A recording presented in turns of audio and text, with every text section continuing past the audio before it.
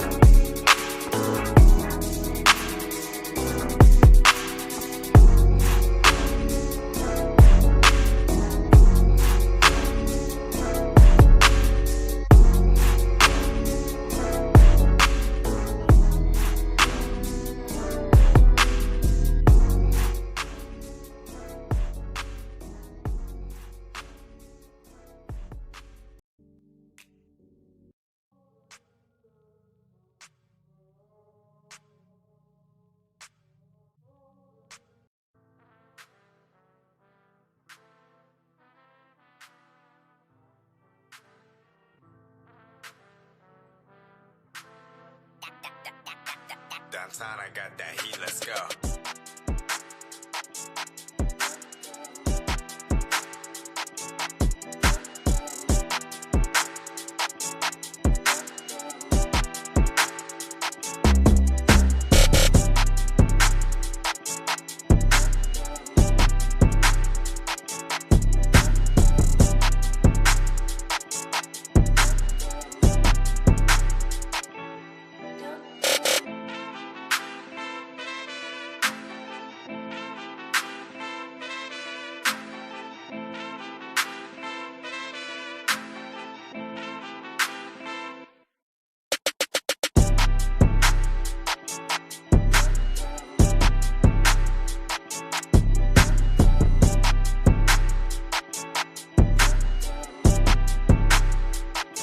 Yo, what up, y'all? We got Maximus, we got B. What up, Den? Welcome to the show. Good evening, everyone. What's going on, man? Yo, did you see the Total Wireless situation? We might have to talk about that. Total wireless situation. Yeah, we can get to it later in the show. All right. Pretty big situation, actually. Yeah. Really. I know people have had trouble porting in. People have had trouble activating phone promotions. It's been inconsistent, I guess, or problematic, I suppose. So there was the T-Mobile port-in deal a couple months ago, the bye-bye T-Mobile deal, and many people, including myself, just could not activate. And so yesterday, Stetson did a video about it, and obviously that reached a whole bunch of people. And then they made an official statement. And then today, two of my Verizon contacts emailed me and were basically like, "Oh, please, can we help you out? We'll do anything. Please, can we help you? Can we get it for you?" So I think I will. Why were they worried you were going to make a video? I think they were just worried that someone in the media was going to have a bad experience. But I'm excited because now I can actually switch to that total plan that I wanted to get in the first place. So hopefully, and I think they set up like an email for customers who weren't able to get it to like contact them and get it, I guess. But we'll have to find out. All right, Max. So keep us. So the issue was resolved? No, they just like offered help, but they didn't resolve it yet. They had all kinds of issues with inconsistent billing. People's prices were going up. For me and a lot of other people, the issue is just it wouldn't activate because apparently the specific promotion did not apply if you activated with eSIM, which first off is dumb. Second off, they definitely would not just do that intentionally. It was a problem with their systems. And they didn't tell you that until like literally you waited a few days, you couldn't activate, and then you saw physical SIM cards arrive in the mail, and I'm like, what am I going to do with this? I've got a modern iPhone. I can't put a SIM card in it. And so like I had no way to activate, and then if I wanted a refund, I had to pay to send back those stupid SIM cards. So But they offered to help you. Just now they did after Stetson posted his video and everyone shared their backlash towards it, after people with large audiences kind of responded to it. So there was a problem. People talked about it. The company responded, right? They responded, but as of right now, they have not yet resolved it. Did you give them a chance to, or did you take them up on the offer? I did take them up on the offer. I absolutely did, but it only started today, so they need a few more days to resolve it. But I'll let you know. Cool. So they're working on it. They're working on it, yeah. All right, cool. What's next? All right, man. Let's start with this. All right, this is my kind of story right here. New study details skyrocketing demand for wireless data. Americans used 100.1 trillion megabytes of wireless data in 2023, according to a just-released study from CTIA, an organization that represents the wireless communications industry. This would stand as the biggest single-year increase in wireless data usage ever, 36% more than in 2022, with almost double the volume of data used in 2021. Americans used more wireless data in 23 than they did during the entire period from 2010 to 2018. I think this shows the growing demand of wireless networks, because previously we were of the belief that the usage demand was increasing 20% a year. This would substantiate actually a larger increase. Let's see here. It says here, explosive demand for wireless supported by several elements measured through the survey. In addition to wireless data demand, the study quantified connections, investment, consumer prices, 5G home broadband, and infrastructure. The study found in 2023, 39% of all wireless devices had a 5G connection, up from 31% in 22 and from 3% in 2020. The total number of wireless connections in the U.S. has reached 558 million, which is more than 1.6 wireless connections per person, the study observed. Yeah, that adds about right, because I think there's like 340 million Americans, so a lot of people have multiple connections. Yeah, I just did the math. It's about 25 gigs a person after that's all divided out. Yeah. Wireless carriers have invested a total of $705 billion to date. The industry also has invested $233 billion at auction for licensed spectrum. Yeah, so everybody's wondering how the hell the carriers make so much money but need to make more money. That's part of it right there, that investment into networking. The cost of wireless is decreasing at the same time data usage is increasing. The average current cost per megabyte of wireless data in the US is, what is that, like 0.2 of a penny, which is 50% less since 2020 and 97% less than 10 years ago. So this is the interesting part, and this is it's how you frame this. The cost per gig continues to decrease, but the cost of plans continue to increase because people are using so much data. It still brings the cost per gig down, which is why when you think about like how someone uses their device, if the device needs a wireless connection and you're paying X number of dollars, but you're doing more and more things with it, consuming more data, shouldn't really trip about a $3 price increase, right? Because you're using it more than ever. It's enabling you to do more than ever. You're being productive, being connected in the best way possible. It's like, is there really room to complain about $2 or $3 on a line? No. Exactly. That's kind of how I'm thinking about it, is like you're doing the most that you've ever been able to do. So that's just my kind of perspective on it. And I'm a consumer. I don't even have any skin in the game, as they say. 5G home broadband also making strides. During the past 2 years, 95% of new net broadband subscribers chose 5G home internet service. 20% of net 5G home ads were new home broadband subs. That means they didn't even have a connection before. So it's not like they even switched. So 1 in 5 just said, yeah, we'll try home internet and we'll do it with fixed wireless access. Because I think, like B, we've talked about this before, the wireless provider is already in the ear of that customer. So they send them the offer, the price looks good. The customer is then willing to try it. And then what does it say here? Prices for consumer goods and services such as cable, electricity, food, and beverages have all jumped up 10% since 2020, while the cost of wireless has decreased 1%. Smartphone prices have dropped 16%. People are being smart shoppers. And then we got some data on cell sites. At the end of 2023, the U.S. counted 432,469 operational cell sites compared to 349,344 in 2018, 24% more cell sites. 83,125 active cell sites added since the FCC and state legislators passed key wireless siting reforms in 2018. So here's my takeaway from this. Huge investment into wireless infrastructure. And this didn't even talk about fiber, right? This was all about cell sites, devices, connections, and data usage. The investment into wireless continues to kind of just try to keep pace. Usage it's just way up. And I don't think that usage is going to slow down, and I don't think the demand is going to slow down. I think people will continue to use it, and the investment's going to have to continue. So before I get to the first super chat from Tone, big salute to Tone.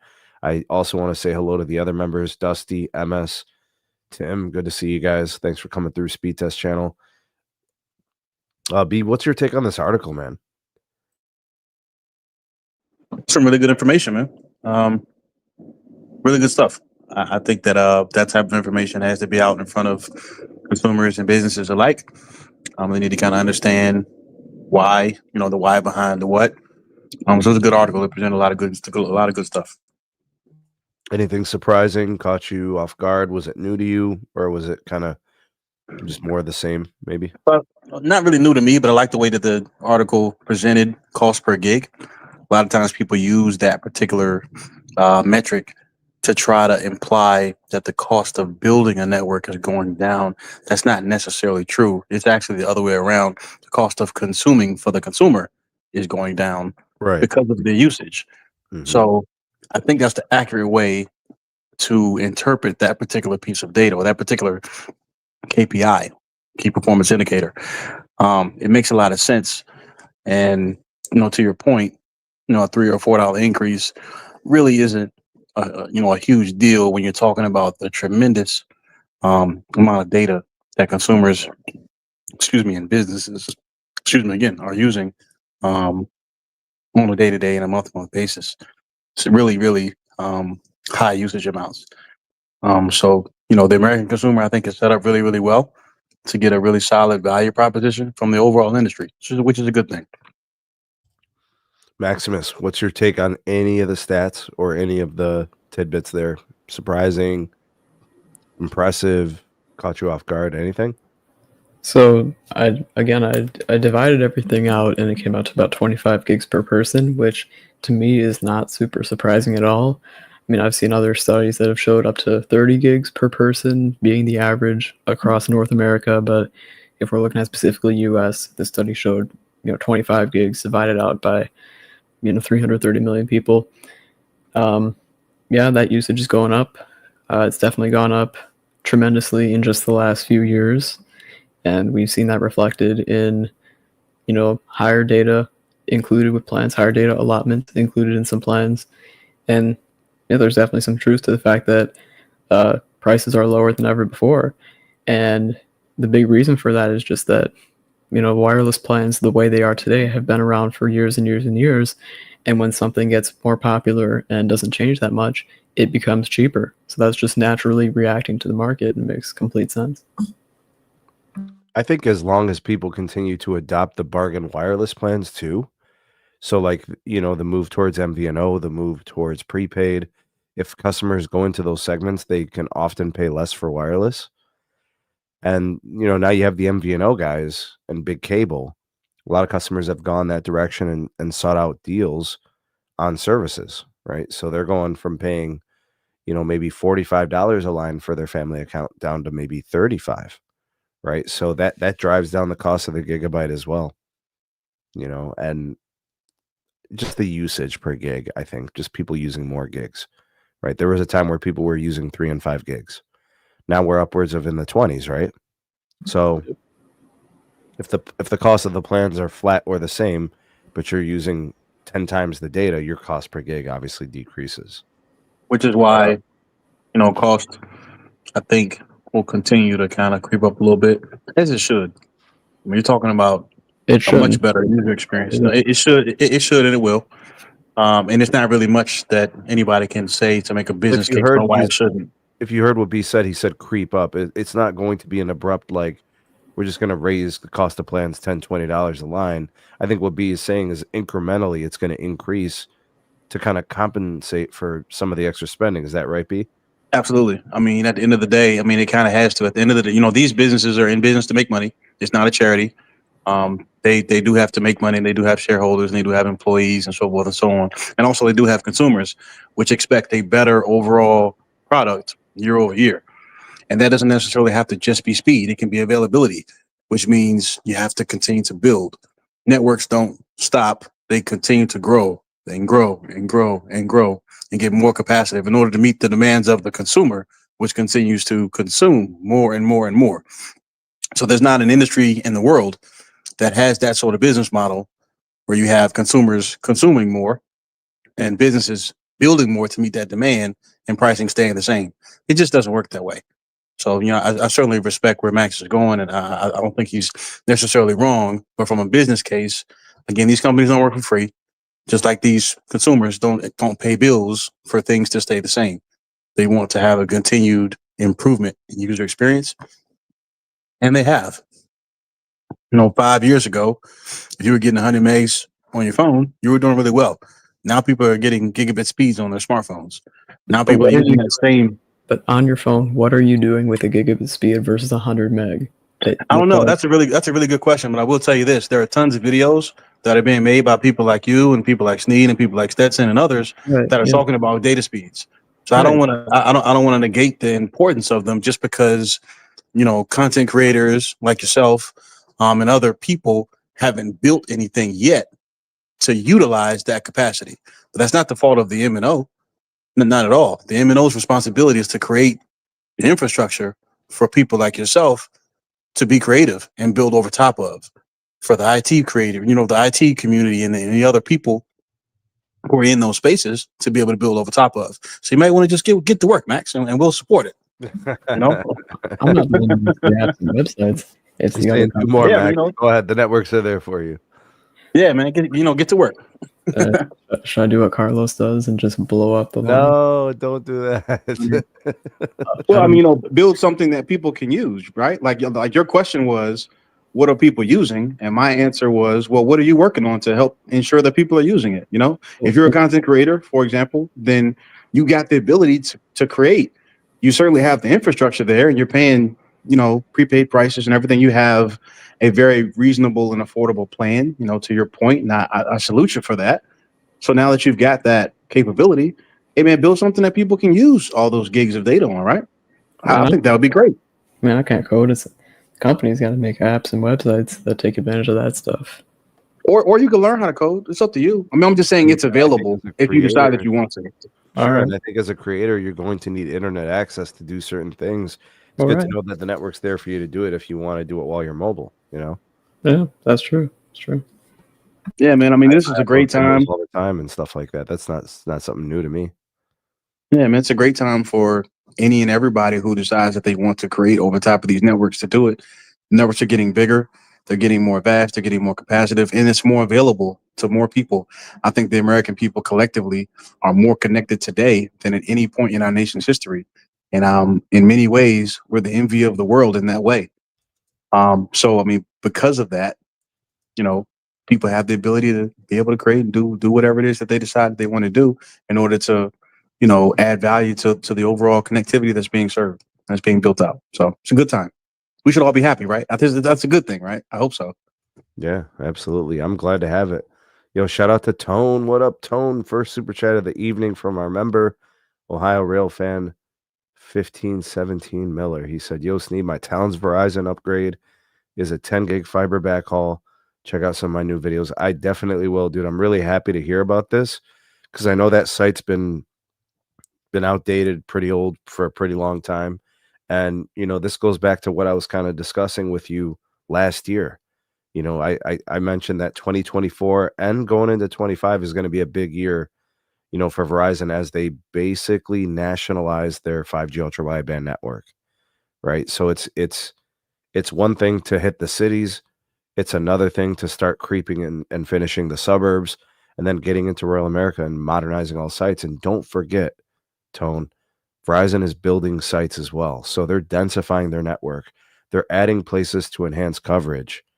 And, you know, I think there's a version of the Verizon network, as with, I think, also T-Mobile and AT&T at some point as well, where those 5G plus, 5G ultra widebands, 5G UCs, they become ubiquitous. You know, you're handing off site to site with midband. You know, I think that day is not that far away. You know, obviously you need high power frequencies. We hope that the FCC enables that. We need additional bandwidth. We need more frequencies, and you know, these carriers can coordinate their networks accordingly. So yeah, happy for you. If you don't have a good home broadband option, that gives you that optionality now, right? You can deepen your relationship with Verizon. So along with your wireless service, you can also get 5G home internet if you so choose, right? It's good to have those options. And when they launched C-band and when they bought C-band, this was the vision. This is what Hans had in mind, right? Scale the 5G ultra wideband upgrades, one network, 2, 3 use cases, whatever the situation is, right? So that's what this is all about. Thanks for the super chat, sir. Appreciate you. All right, let's go here. This kind of keeps it industry. Mobile device trade-ins rise in both value and age, according to a report. The average age of a mobile device brought for a trade-in by customers has grown to 3.7 years, according to a new report based on proprietary and industry data from Assurant. For those of you that don't know who Assurant is, they do the phone insurance and broken phone claims and stuff like that you guys have with your providers. The age of the traded-in mobile device has grown, so has the amount of value placed on those trade-ins. Okay, so you got two things happening there. People are trading in older phones, and their older phones are pulling in more value. So carriers are kind of giving people more to trade in. The average trade-in value was $141 in the second quarter of 2024, nearly a 28% increase over the $110 mobile device trade-ins during the previous quarter. So that tells me and B, you can kind of correct me if I'm wrong here. Sounds to me like people are getting better promotional trade-ins. Absolutely. Yeah, Absolutely. so carriers are they're just giving more, right? Sweetening the pot or whatever. Says the value of Android trade-ins rose 37% quarter over quarter. Apple device trade-ins saw a 20% increase. Well, that's interesting. That's a huge difference. The iPhone 11 was the most turned-in device, accounting for nearly 1/3 of the top 5 models. The top turned-in Android device was the Samsung Galaxy S21. The volume of those devices in trade-in and upgrade programs rose 20% during the first half of the year. Now, the iPhone 11 is a 4G phone. That's the last 4G phone because the iPhone 12 had a 5G modem. Well, they're older phones, right, Max? And then it says the Android, top turned-in Android was the S21, so I think people are excited to get in something new. Yeah. Right. So But that phone was 5G, though, because the S20 generation was a 5G phone, too. Yeah. So I saw that metric about 3.7 years, and I thought this would be interesting to pull up.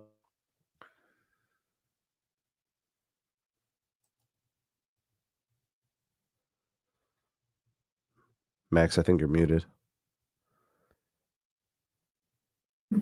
My bad. All right. So they mentioned 3.7 years. These are phones from around that time. You got the iPhone 12 generation and then the Galaxy S21 generation. So basically first or second generation mass market 5G smartphones were from around that time period.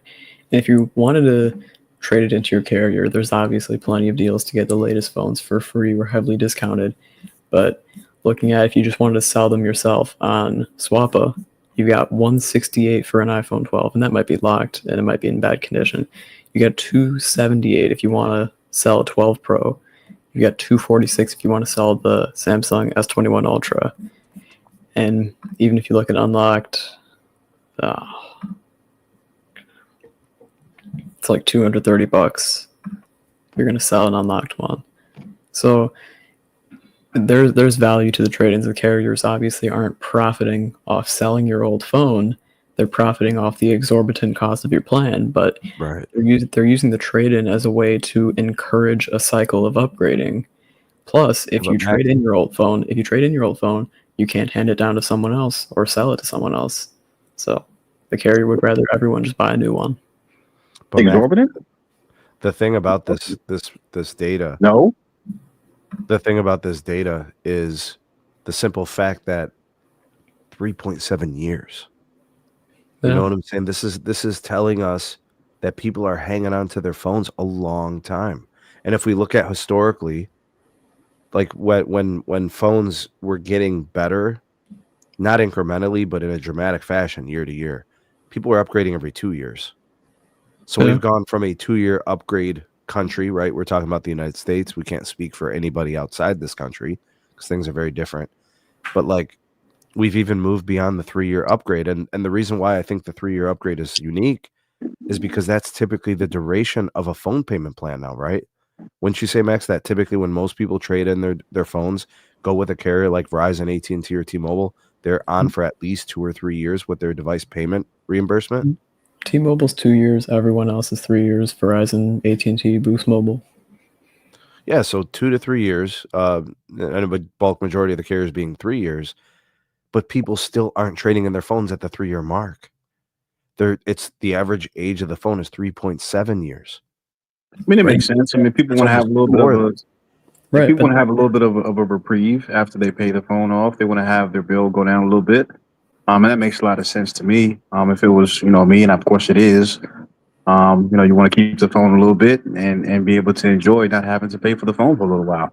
So it makes a lot of sense. How does the bill go down if you're not paying for your phone in the first place? I mean, you're paying for the exorbitant cost of the expensive plan, but the phone is supposed to be free, included with the plan, with the trade-in deal. So after the 3 months has passed, you're still paying $70, $80, $90 a month. You're just not getting any phone subsidy from it anymore. Well, remember, Max, the company has to be profitable as well. Like I understand you. Listen. My priority as the consumer is not the welfare of the company. That's their problem to deal with. My priority is what's best for me and what's best for the people. Understood. The company. Understood. So it's the company's responsibility to take care of all of it. The company, the employee, society, the consumer, all of it. The consumer has you know, the ability, like you said, to only be concerned with self, and that's fine. But the consumer is not building networks. The consumer is not caring for any of those things. The businesses are. So to your point, it's the business's responsibility to create a business model that works for really all four major parties. You got the shareholders, you got the employees, you got the consumers, you got society overall. So when that happens, or in order for that to happen, the business has to be profitable. Right. So I know And I know you don't care, but the other three entities, like they do, well, like so the shareholder, the employee, and the company cares. well, So I don't completely neglect that, but they're still highly profitable. Well, While you just did. You just did. You said you didn't care, essentially. So you right, did neglect it. well, So I said it's my first priority is looking after what's best for me and the people. But at the end, which people are you talking about? Because there's people on all four consumers, sides. the Like so, consumer, which? All right, cool. So to your point, the business cares for all four entities, not just the consumer. So because of that, in order to care for all four, the businesses have to be profitable. right? I'm gonna say If they're not, then they can't continue to innovate. They can't continue to build. They can't right, continue to make services available to people who may or may not have the access, like right, you may not. right. So Well, that's why there's a monthly fee to begin with. I'm going to make one more point before Sneed has to move on to the next thing. They're already profiting huge while selling the exorbitant rates of their plans, even during the 36 months that they're subsidizing a phone. and consumers are already paying less per gig than they ever have before, as Sneed pointed out at the very beginning of the podcast. So I think everybody's doing really, really well, all four entities for the most part. So with that being said, yes, Sneed, you can continue if you like.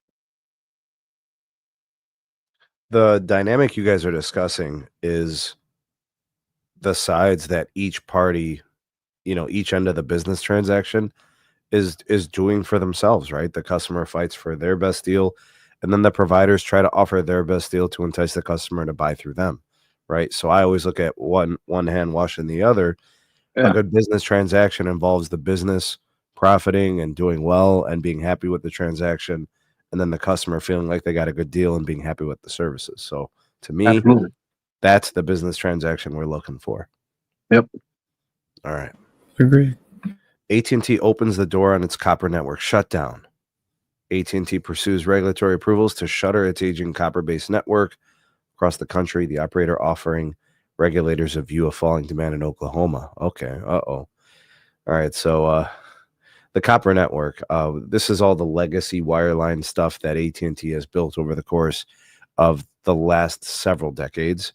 And as they have moved to fiber, it's become more and more apparent that that really is the future for all network builders.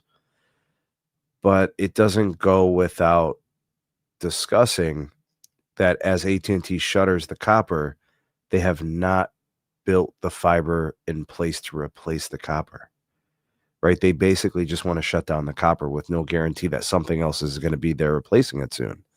So according to an FCC reference written piece here, across AT&T's entire footprint, new orders for AT&T residential local service have plummeted by 96% since 2014. What they fail to mention here is that AT&T has not let anybody sign up for the service for 2 years. That happened back in 2022.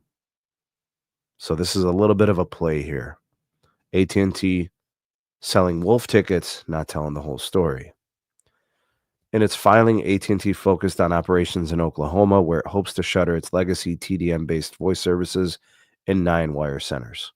Specifically, the operator wants regulatory approval to grandfather those locations on December 15th, 2024, then completely discontinue service across its Oklahoma copper network in those same wire centers on September 15th, 2025, because according to AT&T, there is virtually no demand for the service.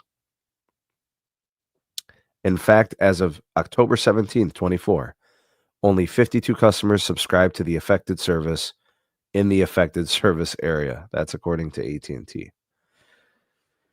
AT&T argued that there are plenty of other options for voice services offered over cable, fiber, fixed wireless, mobile wireless and satellite technologies. I have to agree with AT&T here on this. There's different ways to get your voice services. It doesn't have to be on that legacy copper. Like, there's nothing wrong with using a mobile network for voice. There's nothing wrong with using a fiber network for voice. Like, I don't understand, why are people tripping about this? If there's other options, if there are other ways to connect, why does it have to be through this legacy copper? All right, it goes on to talk about a replacement. AT&T boasted of its new AT&T Phone Advanced as a replacement for services delivered over the copper network. The operator outlined the product in a recent post to the website, noting that the gadget uses AT&T's wireless network as well as any broadband connection as a backup. AT&T's APA is available across 19 states today. Move to fiber. AT&T is in the midst of a massive fiber network build-out program, 30 million locations by 2025. However, AT&T serves about 60 million locations with copper, and not all will be replaced with fiber, according to the financial analysts at Evercore. They estimate that at least 15 million copper locations won't be offered a fiber replacement. So then what happens here is this next step. The answer for AT&T will be Internet Air, which is their fixed wireless access service over their 5G network.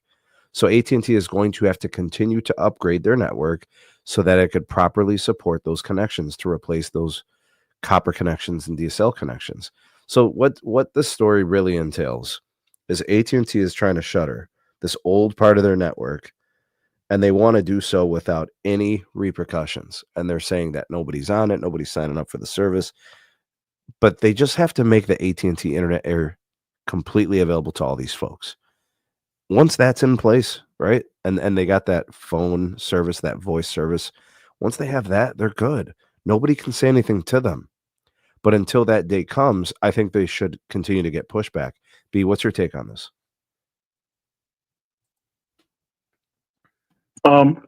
We've been having this conversation for years. It seems like, I'm not sure really what AT&T is really saying wrong here. They do have other options as it stands right now for people to get voice services. So I don't understand the issue. Or I don't get it, Sneed. Well, they're saying that they want to shutter the old wire line, and they say they have an option, for or an answer, a solution to the folks that would be getting booted off. I don't understand why people aren't taking to it. Neither do I. This seems to be like true. If it's true that AT&T has the solution there, then yes, I don't get it. Yeah, I'm not sure why anyone would say otherwise. The only thing I can think of is, due to weather constraints, people are scared when they lose power that they won't have service. I certainly understand that point, but I mean, nobody in the industry is supporting their copper network to the extent that it needs to be supported for it to be reliable, even when it's 80 degrees and sunny outside. The manufacturers of parts and equipment for copper networks don't even make the parts anymore. So how do you keep a network in service if something goes down, if you can't get the parts to replace what's broken? It doesn't make sense to ask any carrier, particularly, for example, in MNO, like AT&T, to support copper legacy services, 3G, all that stuff, 1X, RTT, all that stuff, and LTE, and 5G. And in a few years, let's make sure we also prepare for 6G. That's not feasible. It's really not. So there's got to be a place, or we've got to come to a place as a country where we're willing to accept that and then provide a bridge to be able to allow people to come up to the latest and greatest technologies that are available. Now, to that point, Sneed, fiber to the prim isn't available everywhere, and it probably won't be for several years. At the current pace that the carriers are building, it probably won't happen for a decade plus. It just takes a long time. It's a grind. The same type of grind that it took to build phone services for everybody years and years ago. It was a grind back then. It'll be a grind now. So the easiest fix, or the most expedient, cost effective, fix for everyone is wireless services. I think we have to get to a place as a country where we don't put so much of a difference between fixed wireless access and fiber to the prem.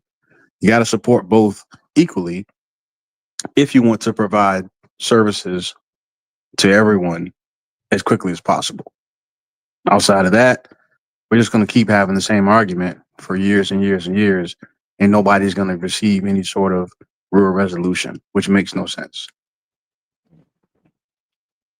Yeah, MS brings up a good point. He said some of these places have only copper. There are places with no voice service without the copper. That's kind of my point, is if that's the case, well then, I mean, they just absolutely cannot shutter the services there. There has to be the option of something else, right? There has to be a Yeah. replacement. They just can't be without any connection. And I think the carriers are smart enough to agree with that stance, but I think the number of people who fit in that particular category is decreasing daily. So we can't use the worst case scenario in every single instance in order to be able to keep things status quo. I don't think that's going to work as a country. Like, the majority of people have access to a wireless service, whether it be, cell phone or fixed wireless or fiber to the prem. They have access to something, the majority of the country. And that number is growing every day, not staying stagnant or getting smaller. It's growing. So the number of people who fit in the category you just described, Sneed, that's the one that's decreasing. So yes, I think the carriers collectively understand they have to serve that base, but that base is shrinking. So if that base is shrinking, why can't legacy networks also shrink? Especially when the same American people just not too long ago were talking about copper and lead and how dangerous it was. So which one is it? What are we going to do as a country? Are we going to keep things status quo and be okay with the lead, or do we want the lead out? What do we want to do? Well, I think for starters, if there's an area that is without voice services outside of copper, that needs to go straight through the FCC. There needs to be an addressable grant, some kind of funding that immediately goes to addressing that issue. So that can be expedited. I'm on the side of the network builders, because if the network builders take care of that, then they're also taking care of the people. Then see, everybody's needs are being met. That's kind of where I'm at. So I think that's fair. yeah. B funding and everything that's out there now, to the carrier's credit, all of them are building. AT&T, T-Mobile, Verizon, I mean, all of them are building. And we're talking about really, really efficient builds. I mean, we talk about Verizon and AT&T and all those guys. I mean, they're building. So that's been evident in every scientific measure you can think of. There's got to be a reason that usage is increasing the way that it is. It's got to be available to a lot of people, to most people, because usage is skyrocketing. So it's out there, it's available, and it's getting larger, and it's getting more capacitive. I think the carriers are doing the best that they can within reason at a rate that they can afford, respectively, all of the different companies, to be able to meet the needs of the American people. But it is going to take time. But while these builds are happening, as they make these services available, why can't they then go back and turn off legacy networks? People talk all the time about how companies need to find ways to save money. Well, how much are companies spending maintaining legacy networks that fewer and fewer people are subscribed to and using on a monthly basis? It just doesn't make sense. It doesn't make business sense at all. It makes zero sense. None. Let me get Max in here. Max, do you have any reservations in regards to this shuttering? Well, I think that the FCC should just order AT&T to build out wireless and or fiber, but more likely wireless, wherever copper is the only option. And then guess what? Everyone's getting wireless. They're getting a newer technology, and they can rip out the copper and stop paying to maintain it. And then everyone's having more chicken. My biggest reservation, guys, is this is AT&T. I don't trust AT&T. I saw what they did in Mississippi. You know what I'm saying? I can't forget about that type of stuff. I've seen what they've done with their 5G plus network. I've seen what they've done with FirstNet. I don't see them as being open, honest, transparent, and forthcoming. In my opinion, I believe all carriers, when given the opportunity, will do the absolute very least and oftentimes come up short to even the completion point. Right? It always boils down to dollars and cents. And if they can get away with it, they will cut corners as often as they can. And AT&T has been completely guilty of this to the highest order. That's my only problem is I don't trust AT&T. They're the worst when it comes to these types of things. So, this, like I said, if expediting it, enabling them, giving them accelerated permits, whatever it takes to get this done, I'm all for it. But they're going to have to get it done. Yeah. I need viable options. You guys know Oklahoma has like tribal grounds on it, right? Yeah. Right. These are areas that are protected by law to be served. So why the hell don't we have viability in wireline and wireless networks there, right? Are they allowing those networks to build? Because that was going to be my next point. How much of this slow, quote unquote, build out is because of obstruction from the very American people who say they want the services? Things are not as cut and dry as a lot of times we make it seem. Oh my God. On these conversations, they really aren't. I don't There know. are instances. He's about to go on about the poinsettias again. No, I don't think this is a problem with NIMBYs in Oklahoma, B. I think this is one of the problems where it doesn't have it doesn't service the amount of people that warrants the investment, and that's why we've seen some of this. Okay, so I understand your point, and your point is valid, but my ask to you is why is that happening? And I'm saying one of those reasons is because you have situations where there are areas that carriers are not allowed to build for a various amount of reasons. It happens all the time. You've reported on it before, Sneed. Oh yeah, so, definitely. Guys can joke me if they want, but the facts are what they are. This country, we've seen some crazy NIMBY situations where they don't let them small cells and they fight with the cities and all that. Oh yeah.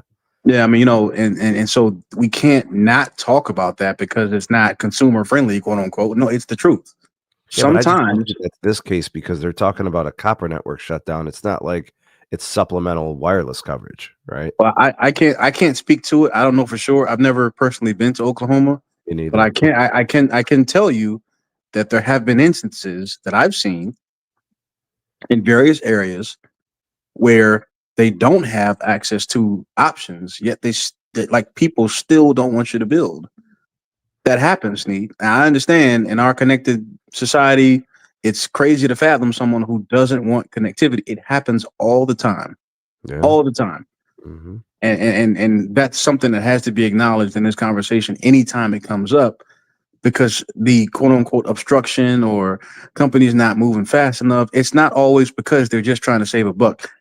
Sometimes it's the consumer that's in the way. It's the business that's in the way. It's the resident that's in the way. It's the constituent that's in the way.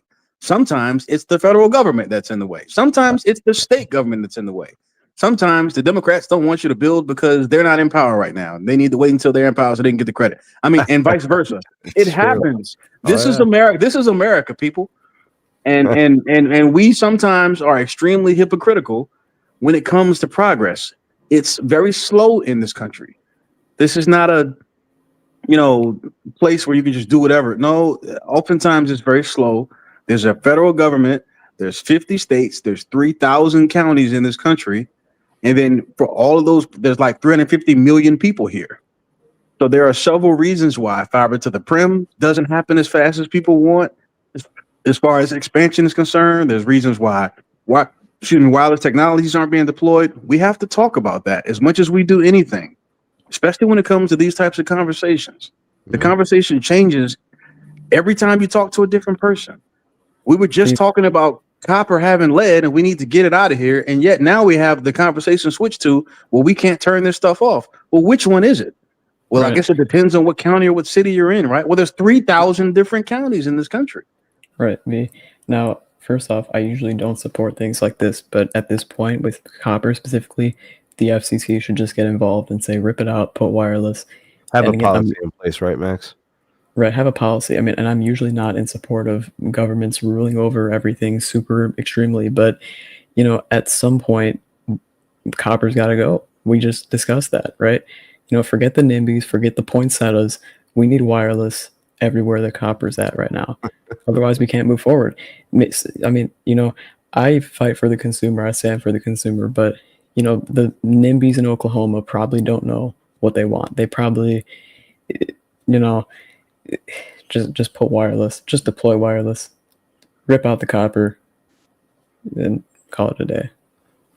Oh, damn. Breaking news. Literally just in, hot off the press. Within minutes of the announcement, T-Mobile hacked in massive Chinese breach of telecom networks. This story is breaking 8 minutes ago. According to Reuters, T-Mobile's network was among the systems hacked in a damaging Chinese cyber espionage operation that gained entry into multiple U.S. and international telco companies, Wall Street Journal reporting Friday, citing people familiar with the matter. Hackers linked to a Chinese intelligence agency were able to breach T-Mobile as part of a months-long campaign to spy on the cell phone communications of high-value intelligence targets, the journal added without saying when the attack took place. Quote, T-Mobile is closely monitoring the industry-wide attack, a spokesperson from T-Mobile told Reuters. At this time, T-Mobile systems and data have not been impacted in a significant way, and we have no evidence of impacts to customer information. It was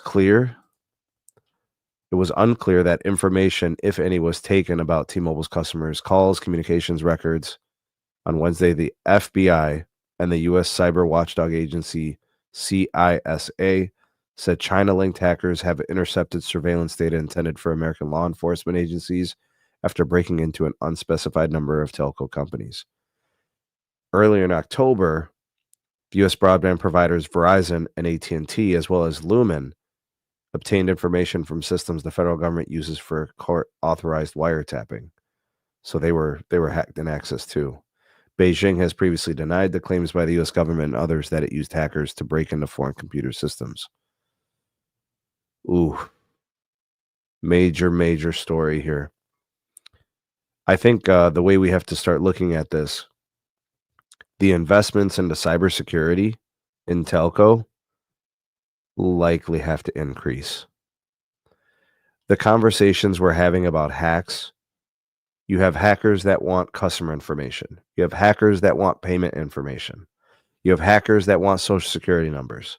Now you have hackers that are trying to leverage access to important VIP connections. So we're probably talking about lawmakers, legislators, politicians. I mean, we just had an election. Is it coincidental that it's literally just wrapped up and here we are learning about a hack, a government-based hack? And our networks are insecure. And the hackers are they're always trying to be one step ahead of the protections, right? The cybersecurity is always trying to respond to the threats, but the threats always have the edge, right? Because that's what cybersecurity is about. It's about responding to attacks. They can't predict the attacks and how the attacks will parlay. They just respond to the attacks. This is incredible news. Incredible to happen on a Friday. This is like the worst time drop ever, right? Trying to probably avoid this. I don't know if it gets swept under the rug, but this is huge. Well, I wouldn't be surprised if it was, an attempt to sweep it under the rug. I mean, people are enjoying their Friday night, so I'm sure they're not tuned in on this. We'll see what happens, is whether the national media carries just like they did AT&T and Verizon when it happened to them. Probably not, but whatever. To your point, Sneed, this is something that's definitely concerning, and all of us as American citizens and American people, we all should be, pretty upset about this. It's unfortunate. However, I'm not surprised. This is America, and there are plenty of nefarious figures and nations and stuff that's going on as far as those who would do us harm. And it's unfortunate, but it is a reality. I think the IT security status of the telco industry is ever evolving. Um, I don't think there's any entity in the country that's just bulletproof and immune to any sort of hack. It's very difficult to stay ahead of the hackers because they're always moving. They're always ahead of the game, um, which is unfortunate. I think that the carriers do the best job that they can collectively, but nowadays it's just hard. Governments, as you know, powerful as, for example, the Chinese government, they got people who are dedicated to doing things like this. And to that point, Sneed, we hack into other countries as well. We don't, the American media doesn't report it, but it happens. We go on the offensive too. Our government definitely does. So, I mean, it does happen. It's not like we're constantly, just defending ourselves and people are throwing rocks at us. Oh no, we're throwing boulders back at other countries too. So, telco industry, I'm sure it'll do the best it can to try to improve going forward, but it is just extremely hard when you got governments as powerful as, for example, the Chinese government trying to. I mean, they hacked all three MNOs. None of them were able to withstand what None of them happened. withstood. Exactly. They were all compromised. Well, I mean, if we got governments as powerful as the Chinese government going up against individual companies, I it's don't stand a challenging. chance. Yeah, Yeah. it's challenging. I mean, I don't want to say I don't stand a chance, but I'm just saying it's extremely challenging. But you're definitely on your heels. You know what I'm saying? You're not going to be able to be the proactive, 2 steps ahead of the game. It's just impossible to do that, I think. Especially when they're very motivated. I mean, China Right. is a very, very powerful country. B, But it's when I think of also China, connected. when I think of China, I think of espionage. Well, I at times, have to yes, be honest yeah, with I do. yeah. At times, yes, I think of the same types of things, but they're connected to America, and they probably always will be. Well, you have the number 1 and the number 2 largest economies. Yeah, they're two They're viewed as superpowers that are investment competing. powerhouses, right? Yeah. Yeah, they're competing with each other, and so because of that, they're going to hack us. We're probably going to hack them. Um, you know, the president elect has talked about tariffs on China. The last thing that they wanted to do was have all that stuff done without them knowing what was coming. That's probably why they chose to hack the telcos, because I'm sure, any government official who's anybody has got a cell phone, and that cell phone is connected by some MNO. So, yeah, I mean, I'm sure they just wanted to kind of know what the heck was coming. And so they got the information that they need, probably. It is what I it think is. T-Mobile was hacked around the same time as the other 2. It's Yeah. interesting to see that they waited this long to have some kind of report. I Yeah. mean, the AT&T and Verizon ones, I mean, we're talking about October. And it was very loud. It was very Yeah. loud. This one was very quiet. It's always peculiar to me that T-Mobile seems to get that kind of. You think they're being protected here? It's hard not for me not to take that stance, but of course, I don't have any proof. But I mean, what is it? 8:30, 8:35 on a Friday night. Reuters Whereas dropped at 8:35 p.m. Right. yeah, whereas AT&T and Verizon's, those hacks were very, very loudly reported in the middle of the day, in the middle of the week, so that everybody knew about them. And we're talking about days. It was in the media. So I mean, it's peculiar to me that 8:35 at Friday night is when this will come out, but it is what it is. So, have either of you heard of Mark Palaskino or whatever his name is, the T-Mobile whistleblower guy? No, tell me about this, Max. So basically, he used to work for T-Mobile for many, many years, and then something happened, and now he's just exposing them left and right about how they got connections to every corrupt country and how they're about to blow up the world or something. And I don't think that everything he says is true, but when I see stuff like this, I think he might be onto something.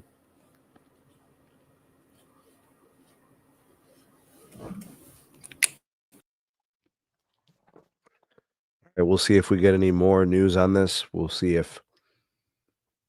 I think for the rest of the way, it's really about details. I think it's really about response. Man, this is a tough situation. Couldn't come at a worse time. Obviously, it was election season. I think all that's part of this. I think B was right to bring up some of those points as well. Yeah, I mean, it's never a good time to get hacked. So, Yeah. but I mean, right during election season when there's a lot at stake, when depending on who wins is how things are going to be shaped for the next 4 years as far as the relations between, America and China. There's a lot on the line. So the Chinese government is doing what it can to protect itself. Right now, their economy, reportedly isn't doing very well. There's high levels of unemployment and whatnot. Those tariffs are going to, you know, potentially damage their economy. So it sounds to me like just like anybody else, they want to know what's coming, and so they're I guess trying to listen into what's going on over here. And you know what? We got an NSA, we got a CIA too. So I wouldn't be surprised if we're doing the same thing to competing nations and so forth and so on. It's foreign relations. It's just kind of how it works. So EM, what up? What's going on, fellas? Captain EM, what's up, man? Let's get EM's take on that. Since he's here, because I mean, this is pretty big news. T-Mobile hacked. They were involved in the compromised nature of the telco networks. Looks like they were one of the networks, along with AT&T and Verizon, that were compromised back in October. I'm not sure about the date and the time of this one. Details are thin, but they were definitely compromised and hacked, and China is claiming responsibility. What's your take on this, man? T-Mobile conveniently waited till after earnings to release any information on this. That's crazy. That's kind of what I was saying. This probably likely all happened within the same 48 hours. Why is this coming out about them now, but the AT&T and Verizon ones were in October? Mm-hmm. We all know why. T-Mobile didn't want any negative press before earnings, and as a consequence, we hear about it weeks later. And like you said, an article released on a Friday afternoon at 8:00. But the part that's so frustrating to me is, okay, so I understand the T-Mobile, the motivation for them to want to keep it under wrap. But the Wall Street Journal is a media company. What incentive do they have to capitulate to what T-Mobile wants? Think about it. What did MS say? They're not hacking individual companies. They're hacking firmware in the infrastructure. So that would be like your Cisco's or your Nokia's or your routers, your base stations, right? More or less your service routers or some sort of box in a data center somewhere. Okay, and that makes sense, and I respect that. But if that's the case, then you'd have to assume, to Sneed's point, that the hacks happened around the same time. And so, it's not out of the question, though, be the operational incompetencies that occur at that company that it took them this long to figure it out. That's true. That's true. Now, see, I wasn't going to say anything because people have accused me of not being objective, and so I was trying to be objective. But I'm glad EM said it and not me because I completely agree. So there's a precedent for this. There's absolutely a precedent. Got hacked. The port was open for weeks. Right, and I only bring that up because I was talking to a close confidant of mine today about the way T-Mobile reacted to the pandemic and their slow response to the pandemic and their lack of operational efficiency. It would not surprise me if it took them this long to figure it out. It took them, just for reference, it took them 6 to 8 months to get to the point where the other carriers were as far as redeploying their workforce. So them being a little bit behind the 8 ball does not surprise me. So what do you mean, B, you didn't want to take it there? Come on, dog. You know you wanted to take it there. But I didn't, Sneed. I resisted the temptation because, again, we've got a few of your listeners, people who are in the community who have accused me of not being objective. And so I listen. I'm a man of the people, too. I listen to the people. You try to be as objective as you can. And I think I did a pretty decent job so far. But I'm glad EM opened up the can of worms because there is truth to what he said. Multiple rounds of hacks. We know that T-Mobile has been in the game of a lot. They're a saloon door when it comes to IT security. Anything goes. So, I Like mean, AI ML instead of actual personnel that they keep yeah, touting about and getting praised for, when in reality, you need people. And T-Mobile T-Mobile doesn't want to sign paychecks. So I'll say it. I'll say it for that reason alone. They don't want to sign paychecks, so they rely on AI and ML, and this is the thing that we get. So I live vicariously through EM right now. Frontier shareholders greenlight Verizon acquisition. B, your chance to kind of chime in on this. I know this was probably the story you wanted to discuss because this basically kind of solidifies what we thought was going to happen. Literally, the conversation you and me had was Verizon is probably not going to want to pay more. The shareholders are being greedy. Me and you were in agreement on that.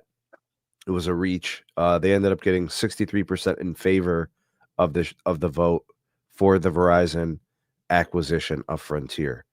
This will, within 18 months, close, and then Verizon has access to basically a new Verizon Fios footprint, an additional large, massive wireline footprint boost in cities and states that make Verizon Fios the number one provider in those areas where they're probably the best and premier wireline operator, new investments into fiber, situations where it will also help the wireless network because of,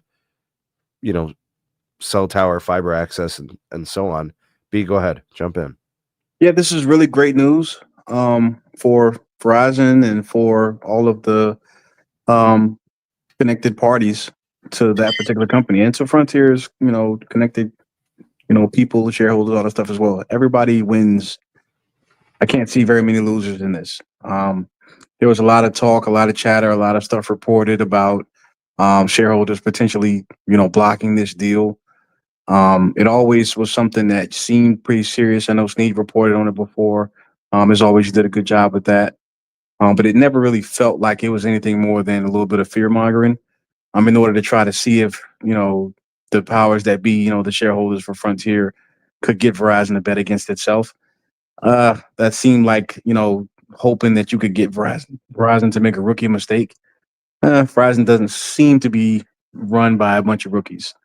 So they didn't take the bait. There's no reason to bet against yourself. You already won the bid against, other entities, other companies who may or may not have wanted that particular asset, being Frontier. And so there's no reason to up the price. You already won that particular portion, and you already have a signed contract with the board of directors, which represents the shareholders. So it was always a long shot that this was going to get, something that was going to get, struck down by the shareholders. I think it was just a last ditch effort to see if they could get any more money. At the time that they consummated the deal, it was a 44% premium from where Frontier's pricing, share price was. And they just released their, third quarter financials. And while they did have some successes as far as, the build out of the fiber program, and of course that particular product is one that's their most profitable product, they still were negative in free cash flow. They're not making money. If they needed to be bought out.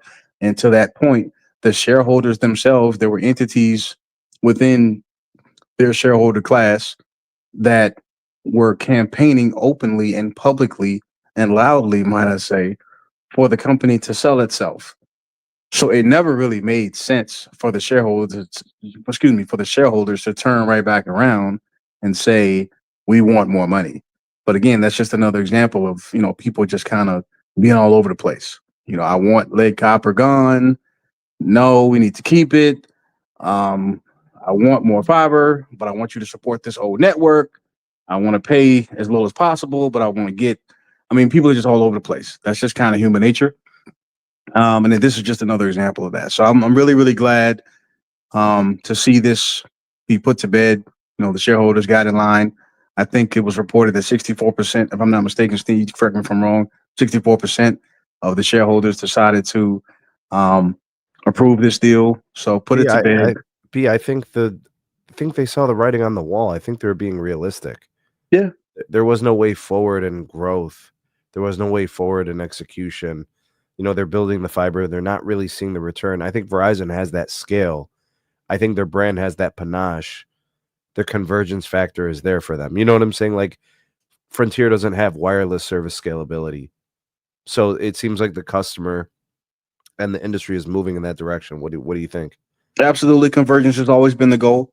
That's not new. It's not a new phenomenon. It's been that way for decades now. So this is just another iteration of that. I think that this puts Verizon in a really good position from a value proposition standpoint to go to the market and really be able to ask for the consumer and businesses and other businesses business.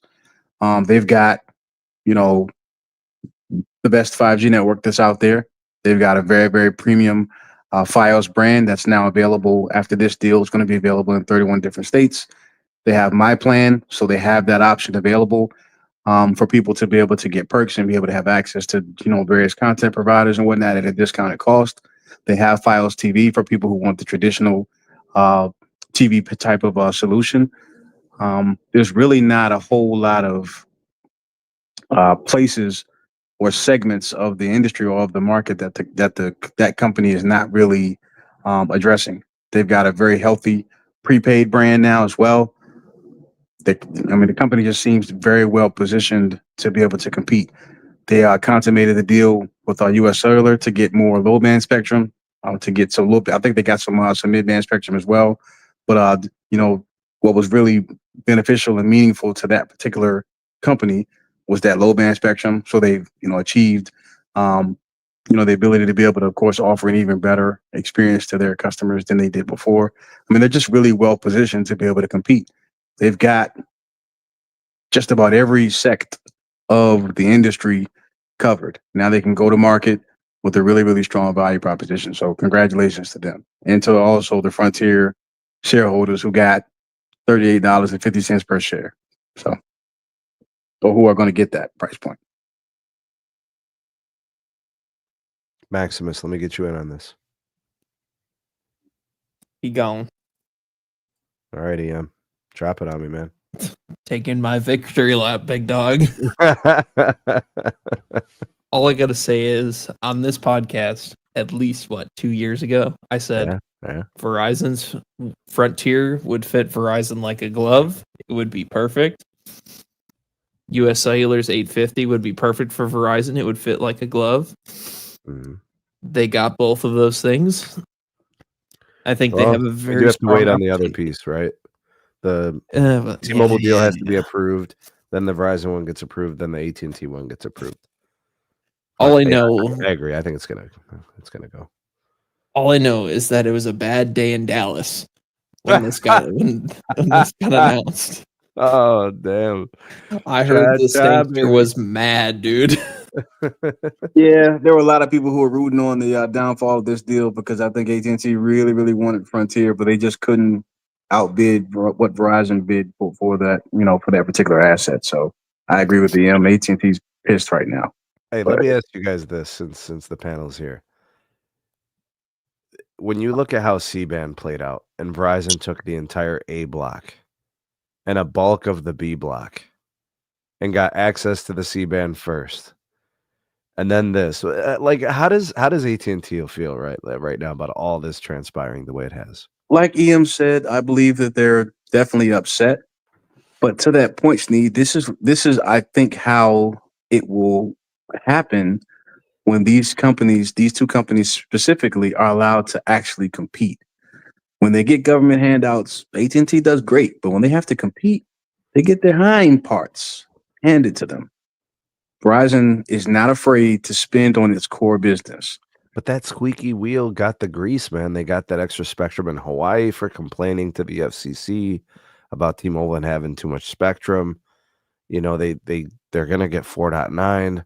It's all working for them. Well, even though they've been the lesser of the competitors, things still seem to work out in the long run. Well, it's like the Charlie thing. It's like litigation over innovation always works for him.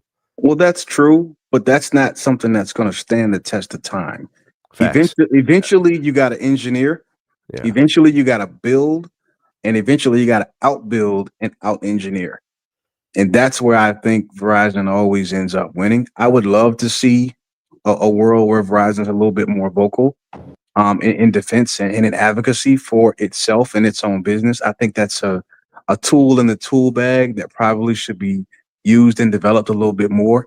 But when Verizon is allowed to compete with its competitors without, huge government interference and we're going to hand out, give this and give that, they really do stand out. And I mean, I'm not trying to be. I promise I'm trying to be objective. So nobody, please don't throw any eggs at me. Please don't. I'm trying to be nice. Just like everybody said, I need to be nicer. So I'm trying to be nicer in November 2024. But they really do outcompete when it comes to making sure that they have the assets that they feel they need to serve their customer base. They've got the U.S. Cellular transaction. They've got this Frontier stuff. You just mentioned the C-band auction. They did what they needed to do in order to make sure that they could solidify their position as the carrier of choice from a network performance standpoint. They've got the content. I mean, Hans, he should take a bow, in my opinion. I think he's done a really solid job of making sure his company can continue to tout network superiority. And now they've got a value proposition to go with it. Their pricing is competitive. They have the My Plan structure, which is working well. They have a prepaid infrastructure that is also working well and taking share. They've got fixed wireless. They've got, 31 states now that are going to have access to fiber to the prim. Their value proposition is probably stronger than it ever has been. They've got a nationwide broadband product for the first time in that company's history. They should be proud. Hats off to Hans, in my opinion. Yeah, Matt, I've been very critical of Hans over the years, but the genius is coming. It's shining through now.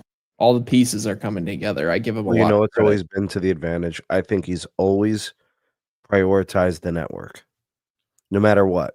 At the end of the day, it was always priority number one. We have to make sure we have what we need to build a great network. So the investment into wireless spectrum, the investment into one fiber, the investment into the right people to build and manage the network, I think that was always paramount. It was always priority number one.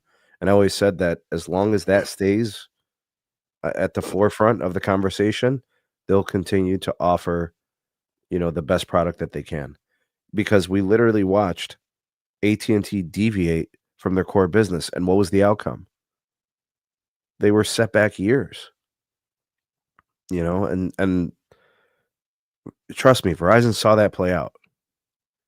And T-Mobile, kind of, if you look the way that they played their hand lately, the last several years, they were selling TV for a while. Do you guys remember?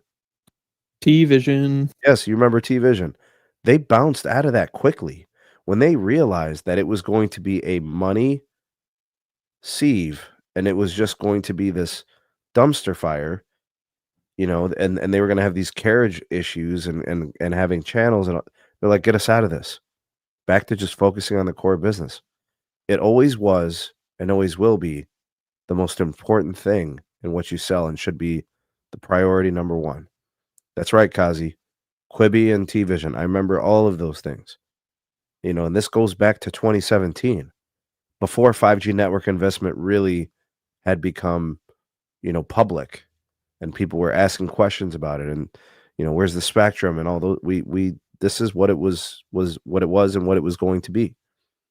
And if this didn't work out for Verizon, they would have pivoted and had some other optionality, how they were going to do things and execute. And maybe it would have meant more investment into one fiber. Maybe it would have been a reinvigoration into that to a greater scale. Maybe they're still going to invest into the one fiber program and find some reacceleration. Maybe this is part of it, right? Maybe this is that sort of thing. I don't know. But maybe we'll get some disclosures from the CEO and the wireless builders over there on the next conference, because when Verizon reported, we were in limbo, and now we've got agreement, and this deal's going to close in about a year and a half. Yeah. Big moment for Verizon, I think. What do you guys think? I think so. I think if I can make a solid recommendation, it would be to continue that one fiber and that unification of the network. Because being reliant on a third party is never going to allow you to achieve excellence in this industry. It's not fun either, yeah. It gets expensive, and it puts you at the mercy of what they want to do. Exactly. You have to work on their timelines. You got to work with what they have available. If you can do it yourself, you can do it better. And from a cost standpoint, I don't even think that's the biggest thing. I think it's exactly what EM said. It's about owning your network end to end and being able to care for it as you need to, upgrade it when you need to, maintain it when you need to.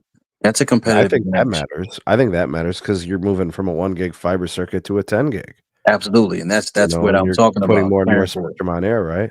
Yep, upgrading it when you need to, as you see fit, maintaining it when you need, when you need to, when you see fit. That makes a lot of sense, and it's very, very important. It is a competitive and a strategic advantage. I think to the point that Ian was talking about, the part that is not being talked about as much is the fact that with this deal, they get the fiber that Frontier owns as well, and they can use that fiber to increase and enhance their fiber to the cell initiatives. Like, it's not just about fiber to the prim. They have enough fiber that they already own, and then the fiber that Frontier owns, they can now use for their fiber to the cell projects, which is great. Yeah, I mean, this is just a further brick in the wall that is Verizon. That when you compare it to the other two, you know, AT&T's got a lot of momentum in the fiber space. Their momentum in the wireless space is slowed significantly. T-Mobile's momentum in the wireless space is slowed. They have next to zero fiber presence, and by going with a large operator like Frontier, it requires less of like shoving the puzzle pieces together that someone like T-Mobile is going to have to do with all these mom and pop fiber companies that they're investing into. So, you know, MS said it perfectly. It is a home run. They got Frontier back for basically what they sold it for 10 years ago. Thank you, EM. Say it again, man. Nobody's really talking about that particular aspect, but it really is basically what they sold it for. And they didn't have to do the heavy lifting. That's the part that matters. They didn't have to do the heavy lifting. It didn't come from their books. It's a great thing. That's smart business on the part of Verizon. No debt. They got a modernized network, and they basically paid nothing. No, there is debt. The debt's being covered in the cash. They're not taking on any debt. Right, but it doubles the cost of the transaction. Right, but when you compare to the amount of debt that the telcos have, the big telcos, it's nothing. It's nothing. Yeah, the entire transaction's a $20 billion deal. The important thing with that whole transaction is that when all the books are closed and the deal is signed and the company is acquired, Verizon won't be taking on any additional debt. Right. And that's the big thing, because they're all trying to get down to that ratio, that 2.5, 2.4, that whole it's like that equity ratio. I forget what it's called. We see it all the time at the end of the earnings. You know what I'm talking about, B, right? The debt to EBITDA. Debt to EBITDA. It's like the magic number is like what, 2.4, 2.3, 2.25. They want to get to 2.25 before they start doing share buybacks. You know, stuff like that. So yeah, they're very much in tune with the debt situation for sure.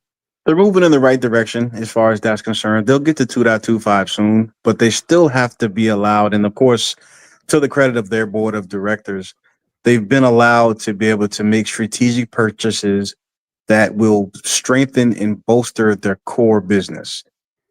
That's what Verizon has to continue to do. Strengthen your core business and then get strategic partnerships over top of that core business that allow you to go to market with a value proposition that's competitive and that's innovative. No one else is doing it. No one else has a value proposition that is as strong as Verizon's is as it stands currently today. And I think my plan bolsters what I just said. I mean, you don't have the ability to do that with any other carrier.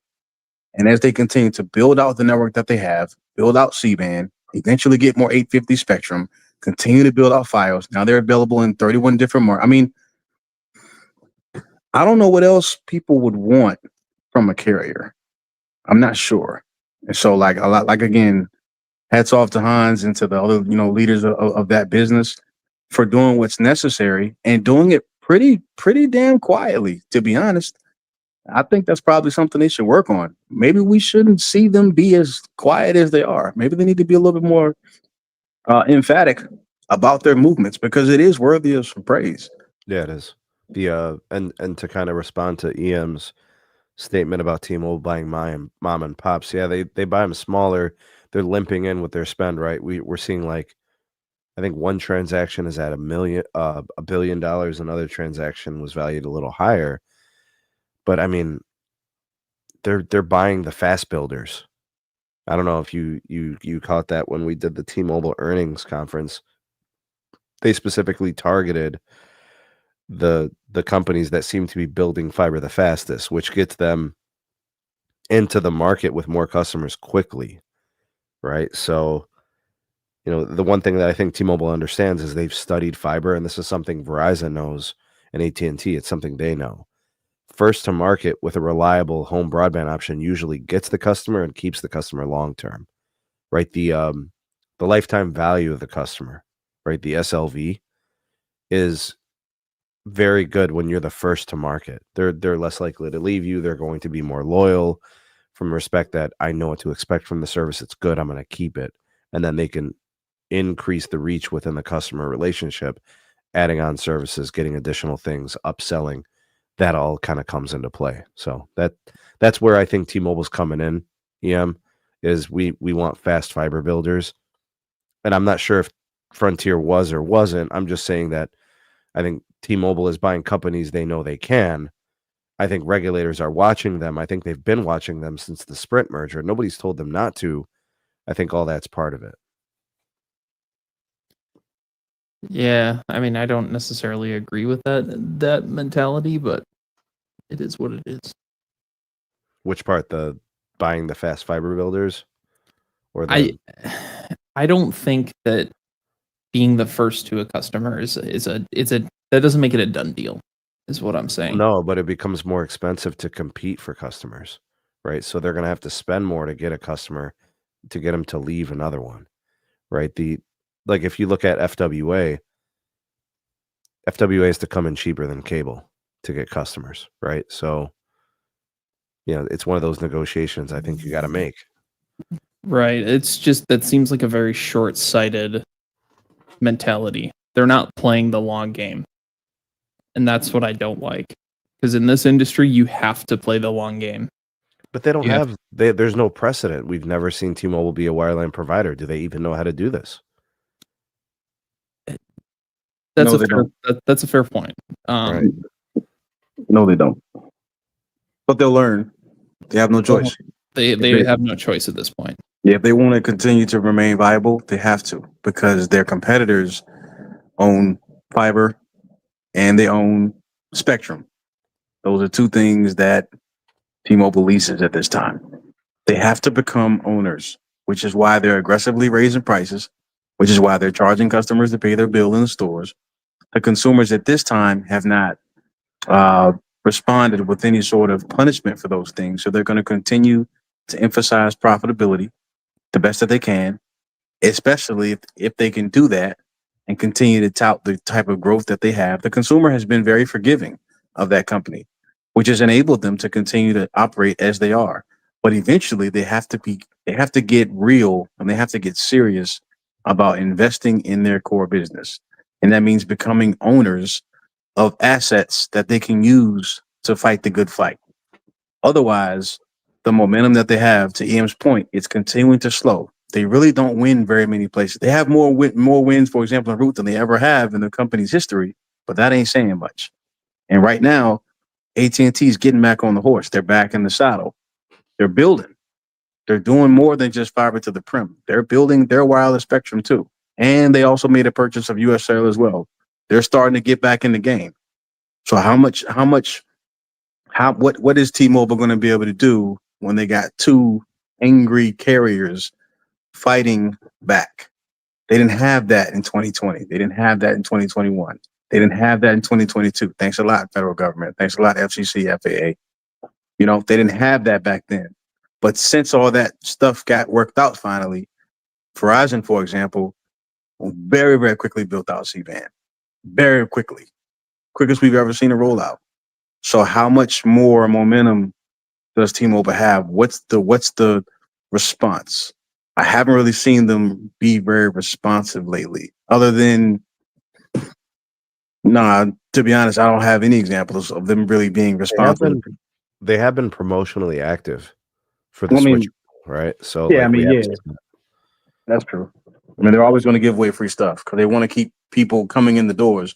But what are they really doing that's meaningful from a value proposition standpoint? Because everybody's giving away well phones. they Everybody's giving $1,000 for phones. right, but they continue to offer their free line, which keeps their cost of services below their competitors. They're not walking away from that lever, Very right, to get true. the switcher on their side.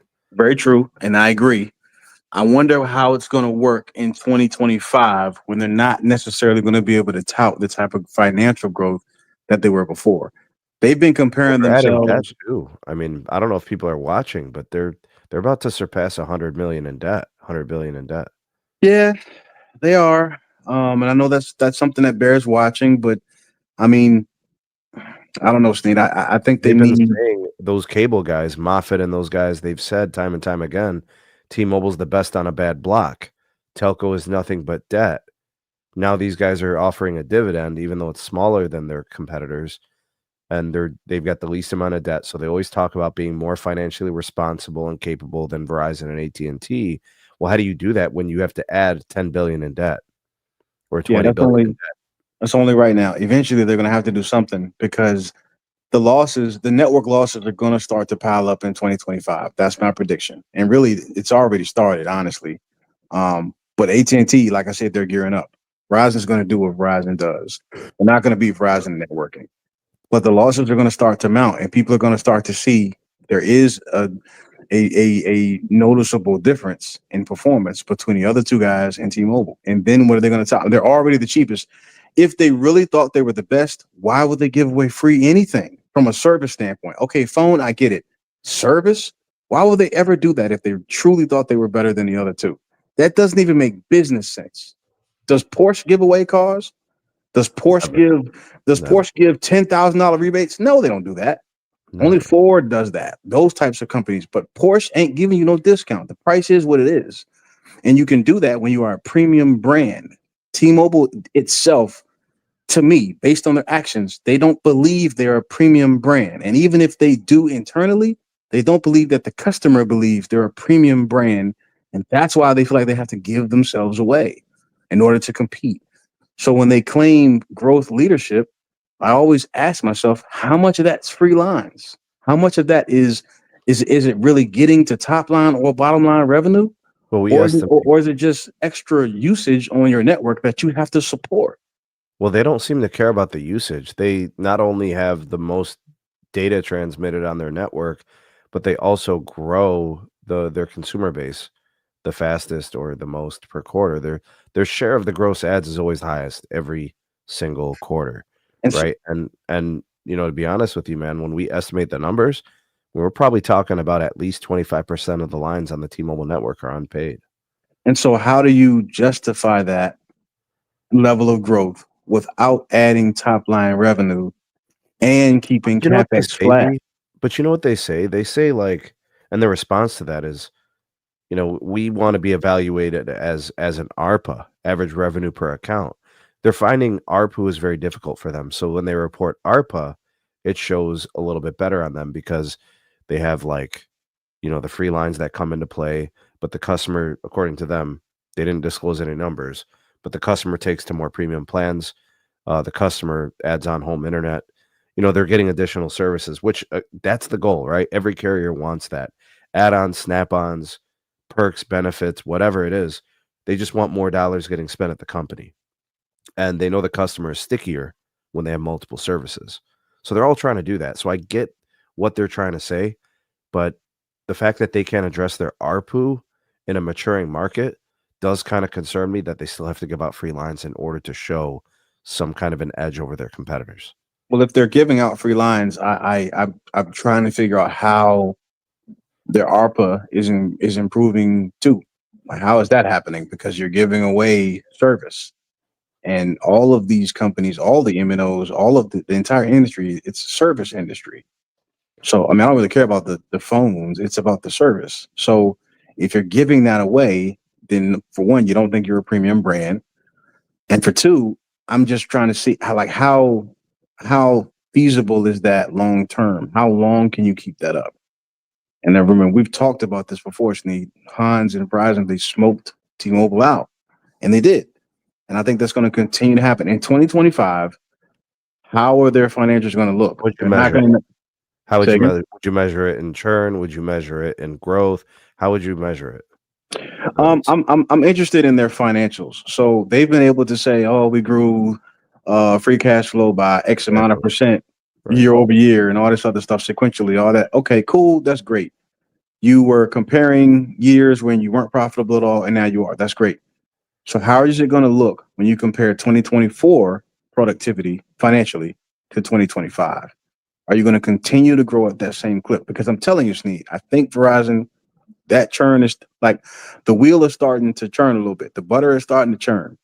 I think they're starting to figure it out in prepaid and in postpaid. They grew in both areas of the business and fixed wireless and Fios in the third quarter. I expect that to continue into the fourth quarter. And to be honest, I wouldn't be surprised if it continues into the first quarter of 2025. And The again, only I thing don't that's a cause of pause would be that Verizon had the industry worst churn. That's really the only thing I could say would be my reservation, right? Like yeah. T-Mobile beat them out there, so it would have to be some kind of regression for T-Mobile and then an improvement for Verizon, I suppose. Because I think collectively as a panel, we probably agree that what T-Mobile or what AT&T has going right now for promotions seems to be working, I right? think that's fair. I think that's fair. But remember, Sneed, the difference between Verizon, which was the worst in the industry from a churn standpoint, and AT&T, which was the best, is 0.11%, 0.11%. So, like, that's a very small delta. Now, of course, it's meaningful, and I'm sure Verizon is doing what it can to try to address that because I don't think they love being number three in that particular They don't want to category. lose their customers. Their customers pay their bills, right? So Absolutely, absolutely. So I'm sure they want to address that. But at the same time, again, we've talked about this before. If I have to choose, or if I have to be in a position where I'm at there's a 0.11% difference between myself and the number one carrier in that particular category, I'm going to say to myself, okay, so there's a dot in exchange for that 0.11% difference. What am I getting? A $3 billion difference in top line revenue and a $1 billion difference in free cash flow. So I think Verizon likes those odds if they can continue to bolster that while also chipping away at that 0.11%. I think they're okay, but I don't think it's a situation where the company is just so far behind that they can't at least see the car in front of them that's blue, the AT&T blue car. They can see them. It's a 0.11% delta as far as the third quarter is concerned. So if they continue to do what they're doing, whatever they got to do with customer experience and all that kind of stuff, continue to bolster that, you have a very strong value proposition that I've already spoken about ad nauseum tonight. I don't see that number being too far off. I think they're within striking distance, but I think what's also just as important is maintaining a financial lead and being the industry leader there. Free cash flow, they led. Wireless service revenue, they led. EBITDA, they led. That 11% difference in churn. That's the delta between number one and number three. 0.11%. we shall see how this plays out. Absolutely. Q4 won't tell us much because I think they're all going to have really strong quarters. But I think moving forward, like next year, like you said, that's going to be the tell. B, thanks for being on tonight. EM, thanks for coming through. Shout out to Max Tech Studios, who was here earlier. You guys are great. Thanks for being a part of the show and a part of the panel. Shout out to my members and all the SMT Nation for watching, participating in the live chat, consuming the content, sharing our videos, being a part of this incredible community. I hope you guys have a great weekend. Thanks for tuning in again, and we shall see you all on the next video. Peace.